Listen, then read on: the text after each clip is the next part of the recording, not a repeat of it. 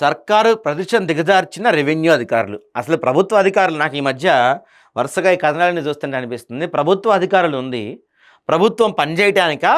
ప్రభుత్వంలో ఉంటూ పనికిమాలిన పనులు చేసి ప్రభుత్వ ప్రతిష్టను, ప్రభుత్వం యొక్క గౌరవాన్ని నష్టం కలిగేలా చేయడానికా వీళ్ళు ఉందనేది నాకు అర్థం కావట్లేదు. ఇది కూడా చూడండి. కాసుల కోసం రికార్డులు తారుమారు చేసి భూ కబ్జాకోరులకు ప్రత్యక్షంగా సహకరిస్తూ ప్రభుత్వ ప్రతిష్టను దిగజార్చిన కీసర ఆర్డీఓ, మేడిపల్లి ఎంఆర్ఓ హసీనా బేగం. అది నిషేధిత జాబితాలో ఉన్న భూములను హెచ్ఎండిఏ అధికారులు ఎలా క్రమబద్ధీకరించారో మరొక కథనం ద్వారా తీసుకురాబోతుంది ఆదాబ్ హైదరాబాద్.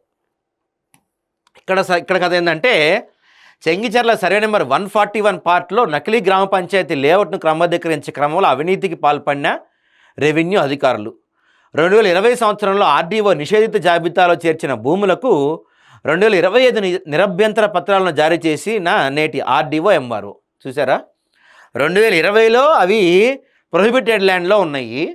2025కి వాటికి నో అబ్జెక్షన్ సర్టిఫికెట్ ఇచ్చారు.